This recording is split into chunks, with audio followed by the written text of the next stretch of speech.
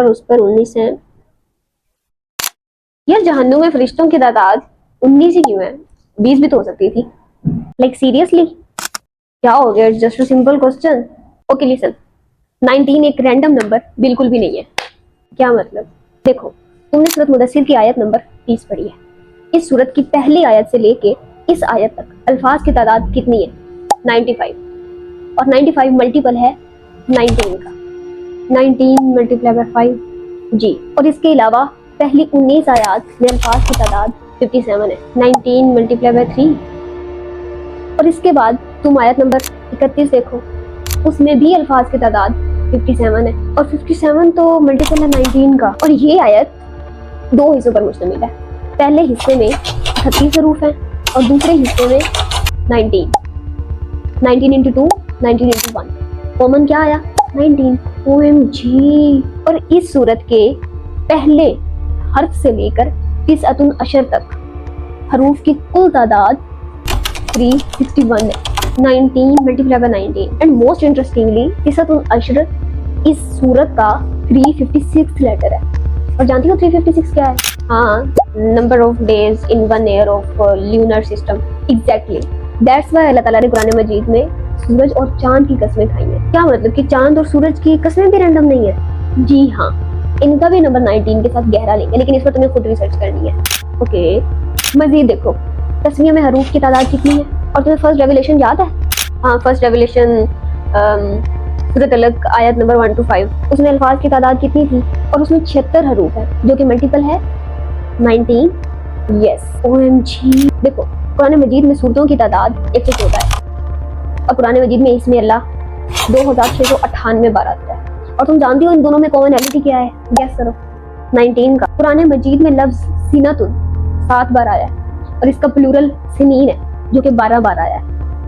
12 + 7 = 19। Do you want more? Would I be able to digest it? Of course, baby. चलो, अब इसकी आयत number 31 पढ़ो।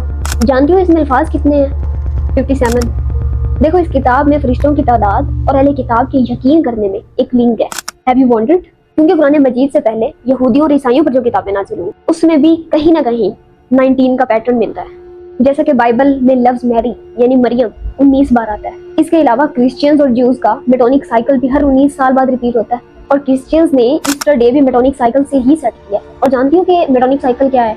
हाँ, ये एक एस्ट्रोनॉमिकल 19 ईयर साइकिल है, जिसमें सोलर कैलेंडर और ल्यूनर कैलेंडर ऑलमोस्ट एक फेज में आ जाते हैं।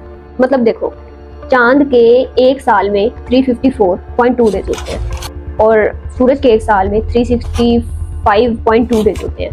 अगर 19 साल हो सोलर के तो 6939.2 डेज बनते हैं, और जो कि बराबर हैं 235 ल्यूनर मंथ्स के।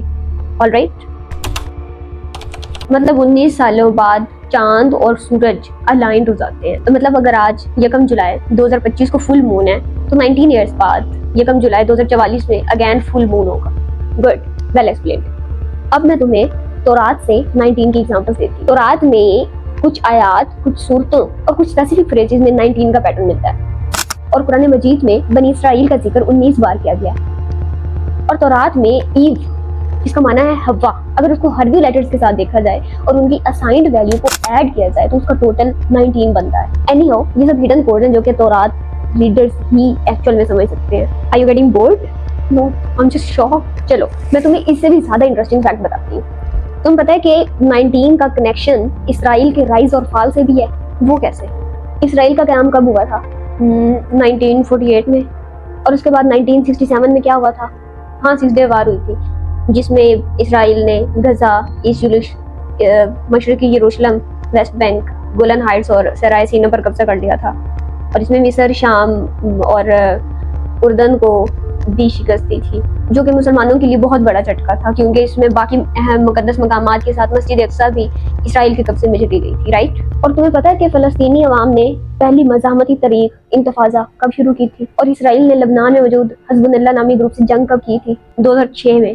और इसमें इसराइल फौजी तौर पर खासा कमज़ोर हो गया था। और तुम्हें याद है कि अक्टूबर 2023 में क्या हुआ था? हाँ, हमास ने इसराइल पर कब्जा किया था, जिसके बदले में इसराइल ने गजा को मुहासरे में ले लिया था। और उसके बाद इसराइल एक इंसानी कब्रिस्तान बनकर रह गया और आज तक ये जंग जारी है।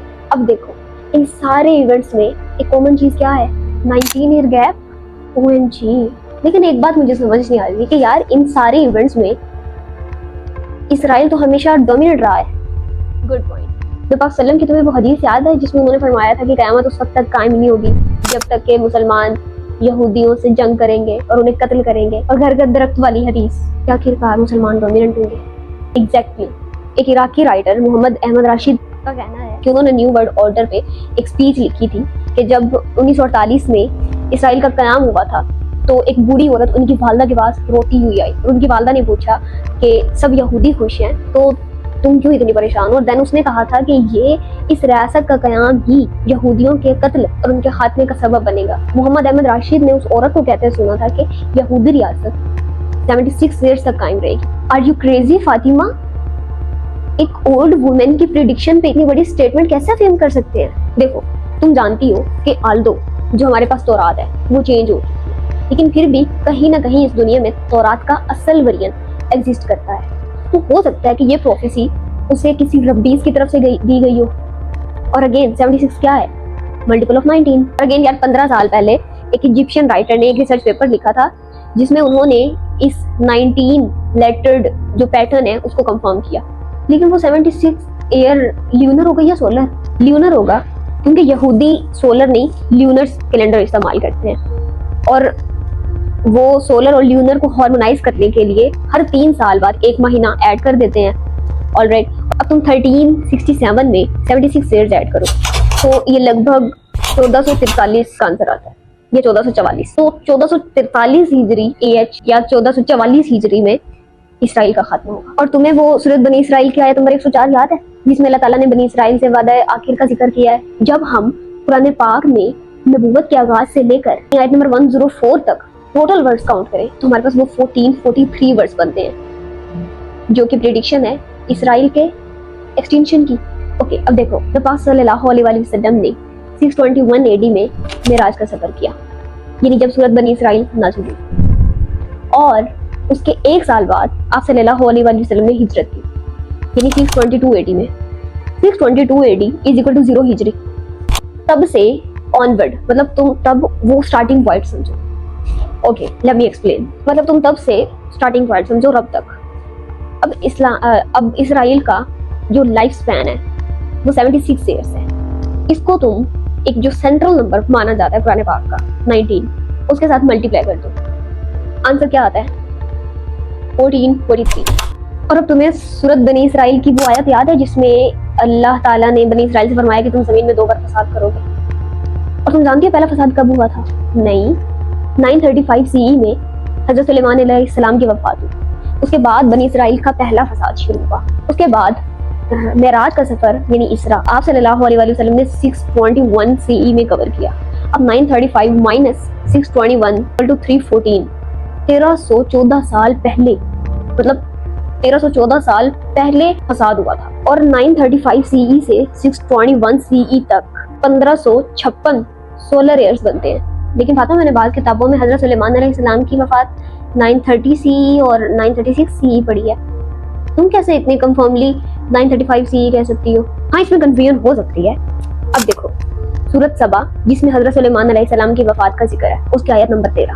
ऑलराइट, इस आयत तक उस सूरत की शुरू से लेकर अल्फाज की कुल तादाद है 934, ठीक है। एंड इससे जो अगली आयत है उसका पहला हर्फ है फा, वो लिंक्ड है इस आयत के साथ। तो टोटल अल्फाज कितने हुए? 935। लेकिन तुम एक और बात भी देखो, इसमें अल्फाज की कुल तादाद कितनी है? 19, और इसमें जो टोटल लेटर्स हैं वो 84 है। अब अगर तुम 84 को 19 से मल्टीप्लाई करो तो हमारे पास आंसर आता है 1596। तो अब 1596 क्या है? हजरत सुलेमान अलैहिस्सलाम ने कितना अर्सा हुकूमत की? 40 साल। अब 1596 में से 40 माइनस कर दो इज इक्वल टू 1556। और ये सूरत बनी इसराइल के कुल अल्फाज की तादाद है और पहले फसाद से इसरा तक का गैप, राइट? एग्जैक्टली। अब देखो इसरा की तारीख 621 CE है और इसराइल की एक्सपेक्टेड एक्सटेंशन डेट, अब इन दोनों का जो गैप है वो 1400.4 सोलर ईयर्स का। अब तुम पहले गैप यानी 1556 और इस गैप यानी 1400.4 को ऐड करो, 2956.4। ओके, अब इन दोनों का सब्ट्रैक्शन लो, 155.4। ओके, अब टोटल टाइम को तुम 19 से डिवाइड करो, 155.6, मतलब बनी इसराइल के फसादों का टोटल भी 19 से डिवाइड हो रहा है। अब मजीद देखो, बनी इसराइल के 2 फसाद हैं, और अगर हम नंबर 19 को भी 2 पार्ट्स में डिवाइड कर दें यानी 10 और 9 में। ऑलराइट, अब हम पहले पार्ट को 155 से मल्टीप्लाई करेंगे, 0.6 जो हमारे पास आंसर आया था। तो हमारे पास टोटल अब आंसर आता है 1556, जो कि गैप है पहले फसाद से लेकर इसराइल के कयाम तक का। ऑलराइट, और अगर अब हम दूसरे हिस्से यानी 9 को 155.6 से मल्टीप्लाई करें तो हमारे पास आंसर आता है 1400.4। अब ये गैप है दूसरे फसाद का। हज़रत सुलेमान अलैहिस्सलाम की वफात के बाद बनी इसराइल का मुल्क 2 हिस्सों में तकसीम हो गया। Alright, north and south. The north was Israel and the south was Judea. और तुम पता है इन दोनों में फर्क क्या था?